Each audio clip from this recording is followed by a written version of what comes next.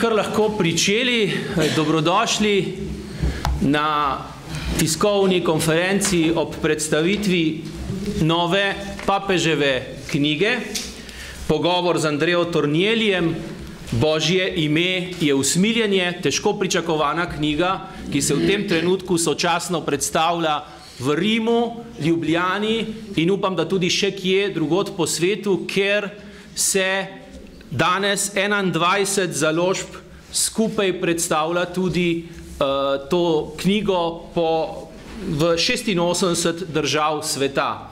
Med nami prav lepo pozdravljam ljubljanskega nadškofa, monsinjorja Staneta Zoreta, in dovolite, da vam uvodoma posredujem še nekaj informacij o sami knjigi. Kot sem že povedal, knjiga je težko pričakovana. V 21 založb, svetovnih založb jih je predstavilo, ponosni smo, da je med njimi tudi, jo danes predstavlja, ponosni smo, da je med njimi tudi založba Družina.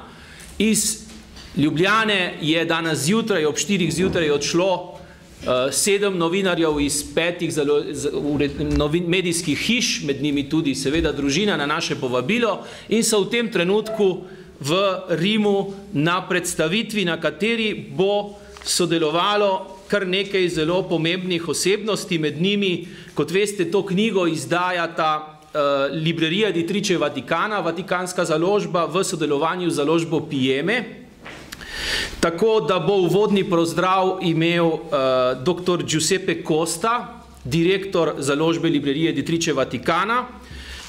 Zatem bo pa okrogla miza, pogovor med kardinalom Pietrom Parolinom, vatikanskim državnim tajnikom, gospodom Zangom Agostinom Jankingom, ki je bil zapornik in se je v času, ko je bil zapornik, tudi srečal, soočil s katoliško vero in se potem za njo tudi odločil, se spreobrnil.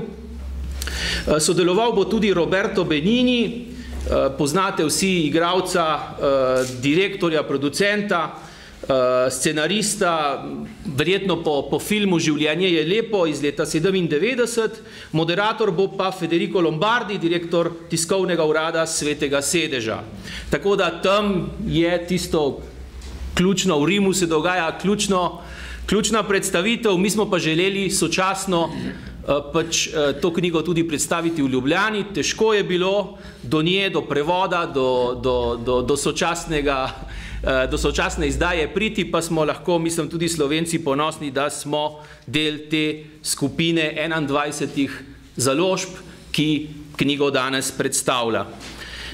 Naj še povem, da so na knjigo se odzvali številni mediji v tem koncu tedna. V Italiji samo Corriere della Sera, Repubblica, La Stampa, Venire.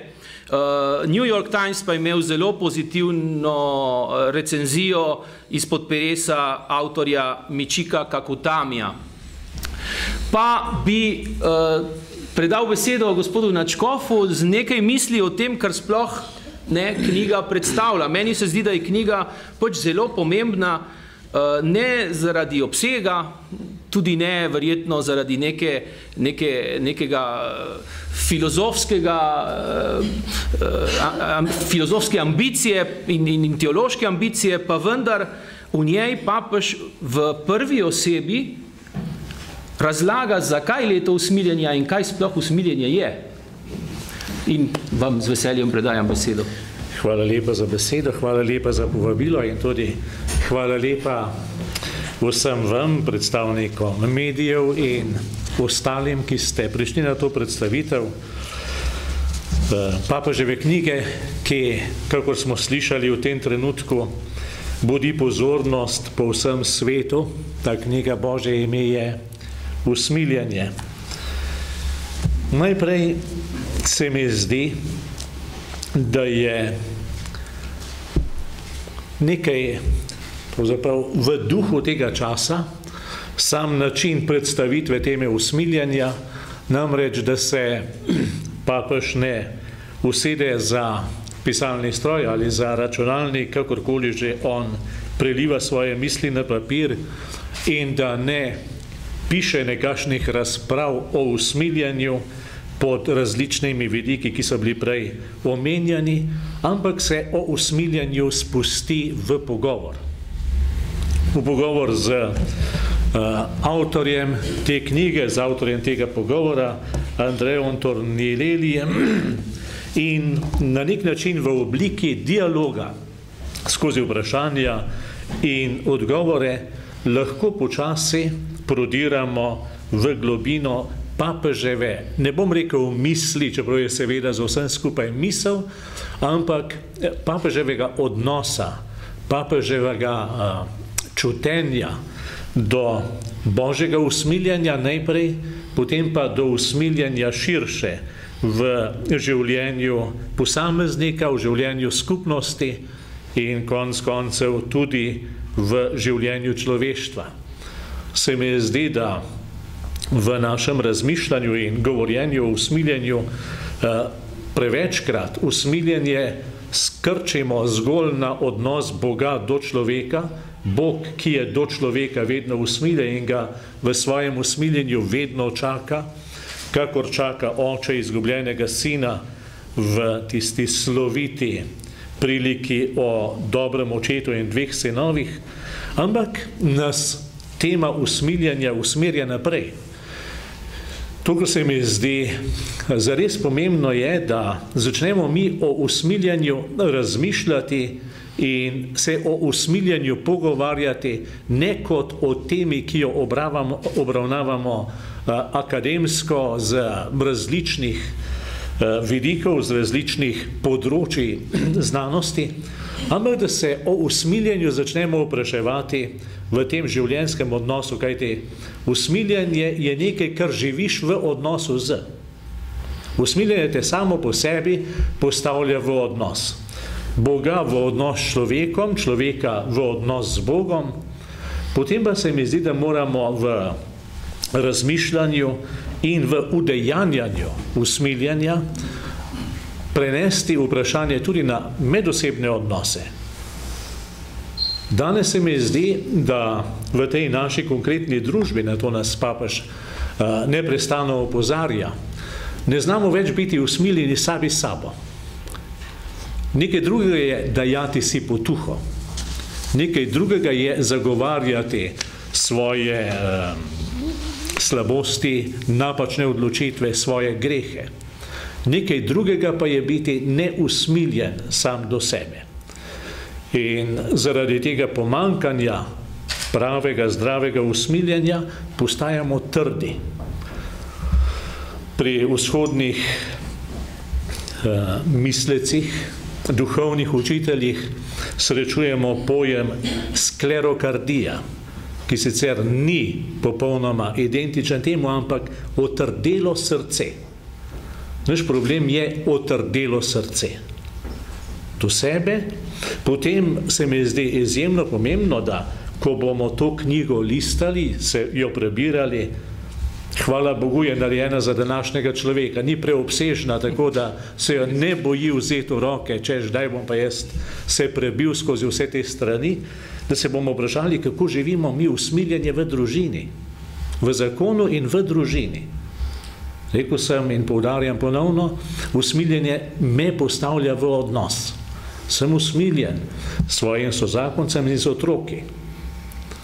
Potem usmiljenje v naših redovnih skupnostih, usmiljenje znotraj cerkve.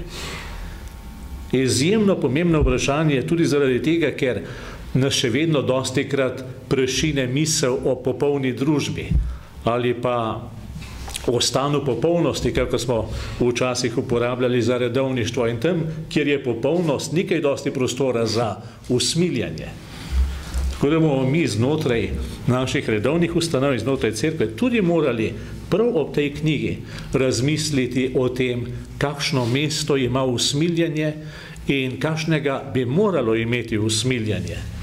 In seveda gremo potem lahko na raven naše družbe, naših družbenih skupnosti in na raven planeta, se pravi človeštva kot takega.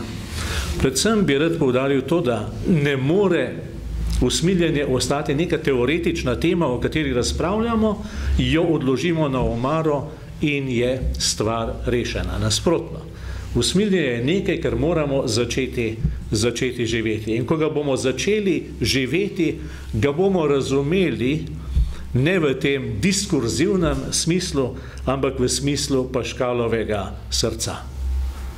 In do tja moramo priti. Če na eni strani otrdelo srce, bomo preko usmiljenja prišli do Paškalovega srca, v katerem pa srce razume več, kakor je kdajkoli sposobna razumeti glava.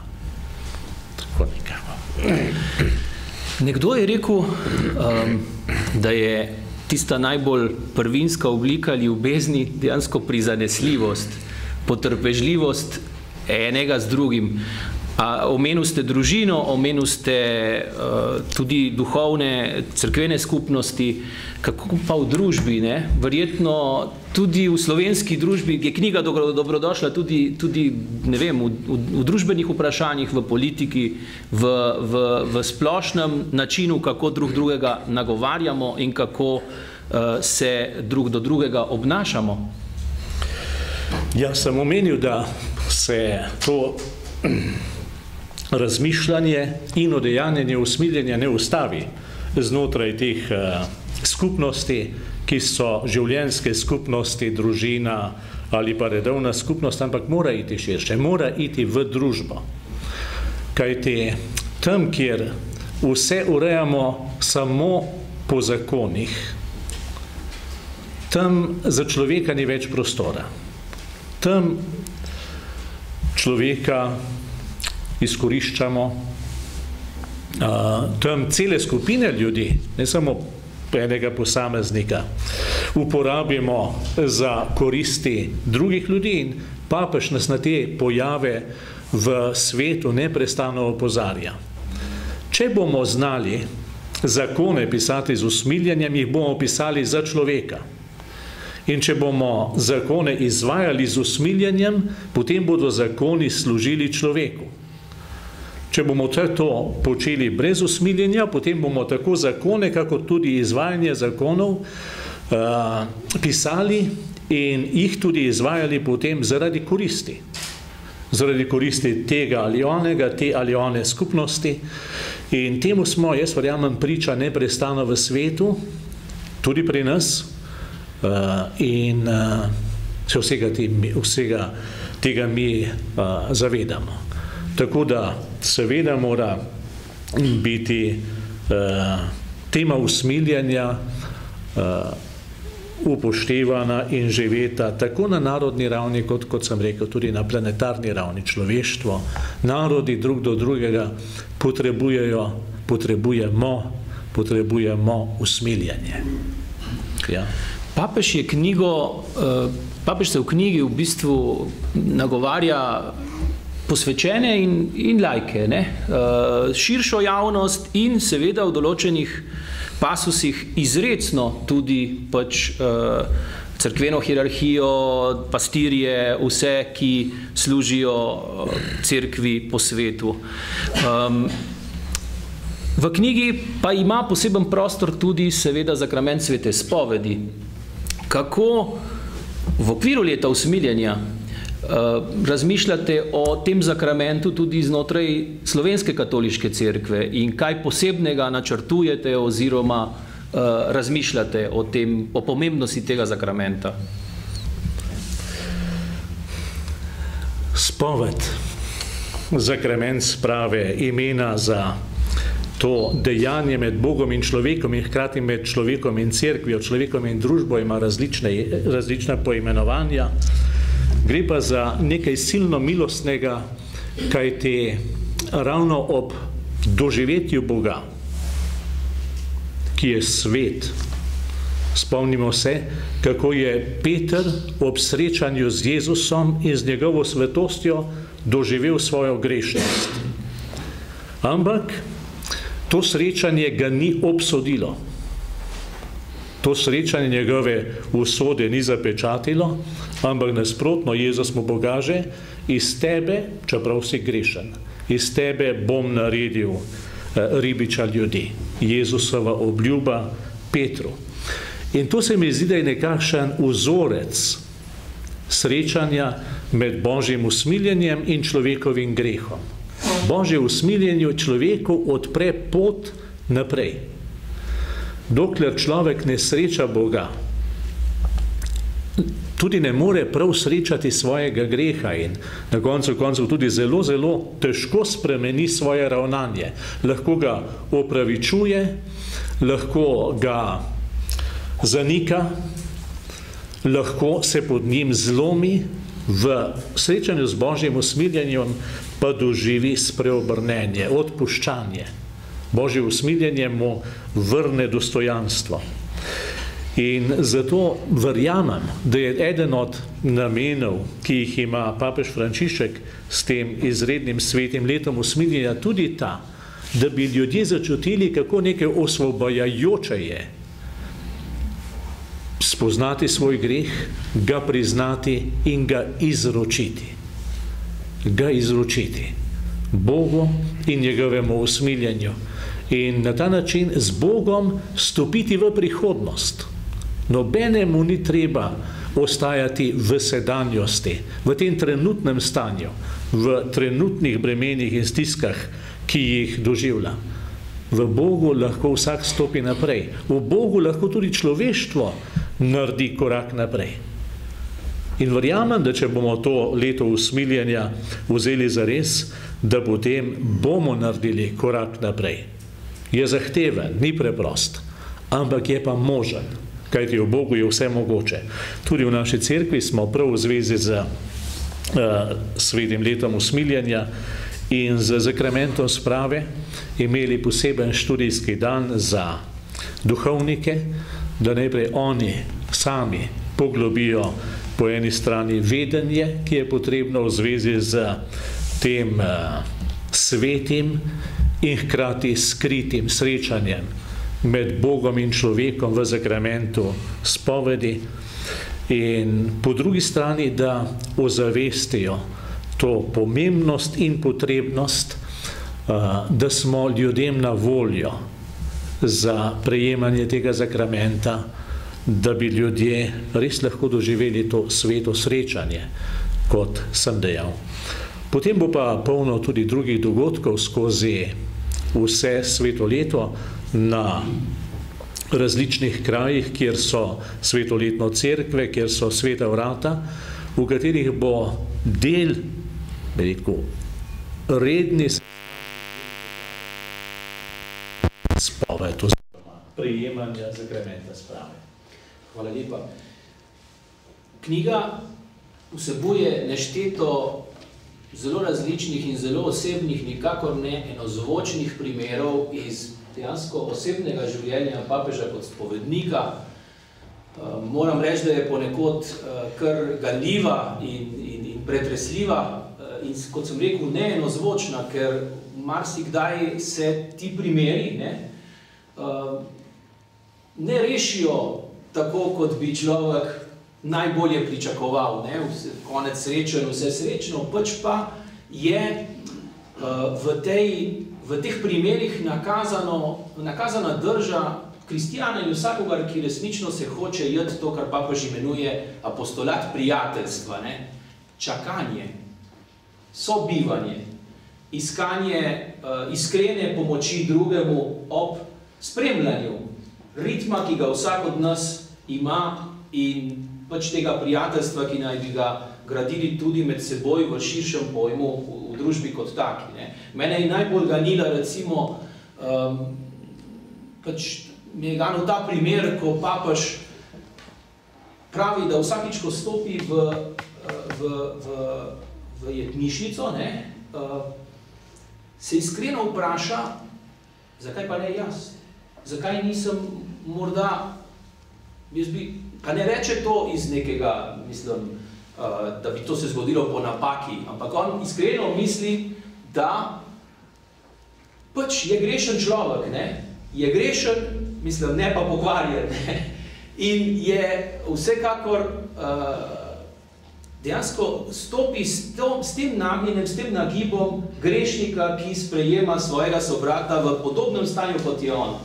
In ta misel se mi zdi res primerna za ta čas, da nekako vidimo Bruno v svojem očesu, ne?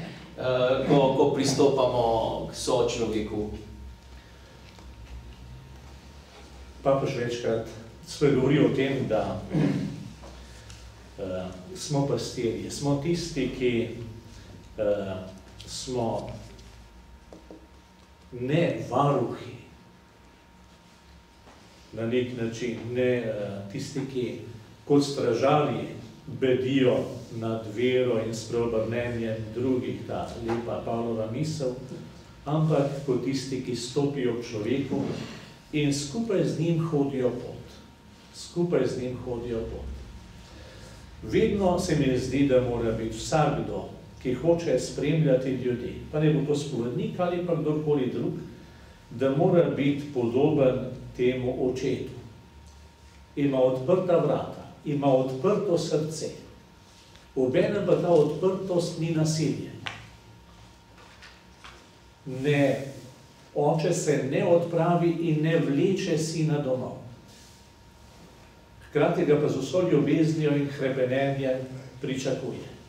In se tudi iskreno razveseli, ko sin spet najde pot do očeta, čeprav je pripravljen biti samo hlapec v očetovi hiši, ampak oče ne čaka hlapca, oče čaka sina. In zato tudi ne zaposli hlapca, ampak objame sina in mu vrne vse dostojanstvo. Vsaka naša drža, kogarkoli, ne samo spovednikov, tudi nas ljudi drugega do drugega, vsi se srečujemo s slabostmi, z napakami, z grehi drugih, mora v sebi nositi na nek način prvine tega očetovega odnosa, ki pušča svobodo, da odide in ki ima vedno odprta vrata, da pride. Ga ne pričaka z očitkom,